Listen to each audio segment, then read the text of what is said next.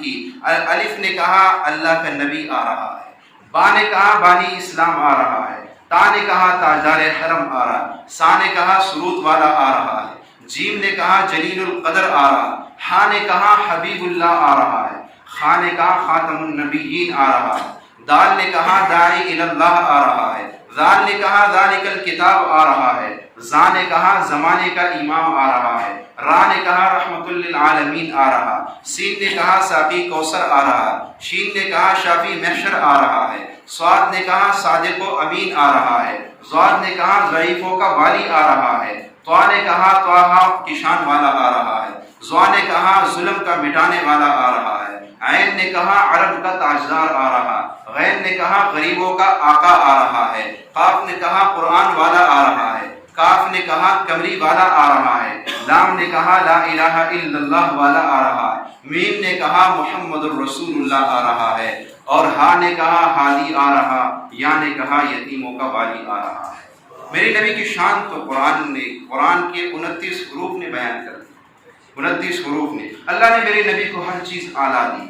اب قرآن نے میرے نبی کی کس طرح ہر چیز اعلیٰ دی، ذرا دیکھے جائے قرآن اس کو کس طرح بیان کر رہا ہے۔ قرآن نے حضرت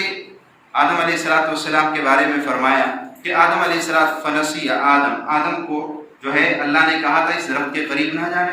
تو وہ چلے گئے، فنسی آدم بھول گئے، اور میرے نبی کو اللہ نے کہا سنقرئک فلا تنسیٰ، ہم آپ کو ایسا پڑھائیں گے کہ آپ بھولیں گے نہیں۔ آدم علیہ السلام کے بارے میں فرمایا فعصى آدم ربہ فغوى، آدم نے اپنے رب کے حکم کو ٹالا، اور میرے نبی کے بارے میں قرآن کیا کہہ رہے ہیں، ما ضل صاحبکم وما غوى، آپ کے ساتھی محمد نہ گمراہ ہوئے نہ راستے سے بٹے۔ حضرت آدم علیہ السلام کے شان کو ظاہر کرنے کے لیے قرآن کہتے ہیں قلنا للملائکۃ اسجدوا لآدم، اور جب میری نبی کی شان کو ظاہر کرنا تھا قرآن نے کہا ان اللہ وملائکتہ یصلون علی النبی یا ایھا الذین آمنوا صلوا علیہ وسلموا تسلیما۔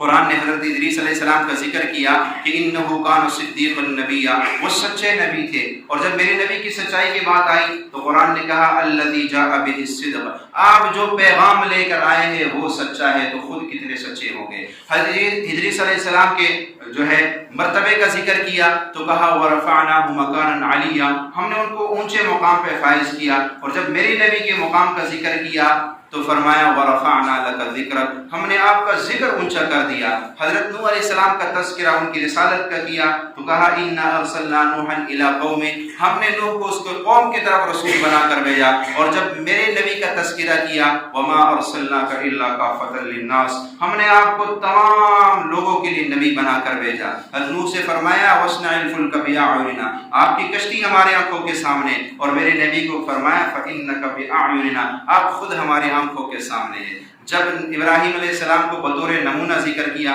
تو نام لے کے کہا لقد کان لکم اسوۃ حسنۃ فی ابراہیم، اور جب میرے نبی کا تذکرہ آیا تو نام نہیں لیا، لقب سے پکارا لقد کان لکم فی رسول اللہ اسوۃ حسنہ۔ یہ ایک لمبی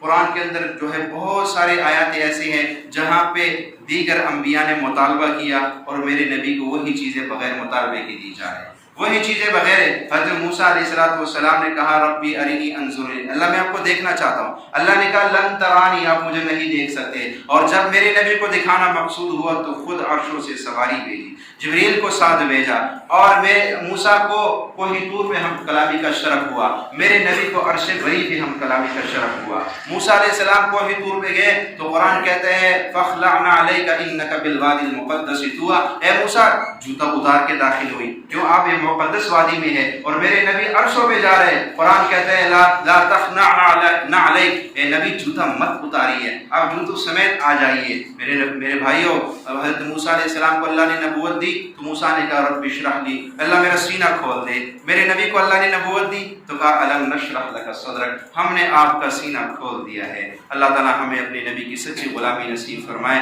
اور ان کی سنتوں پہ عمل کرنے کی توفیق عطا فرمائے۔ وآخر دعوانا الحمدللہ۔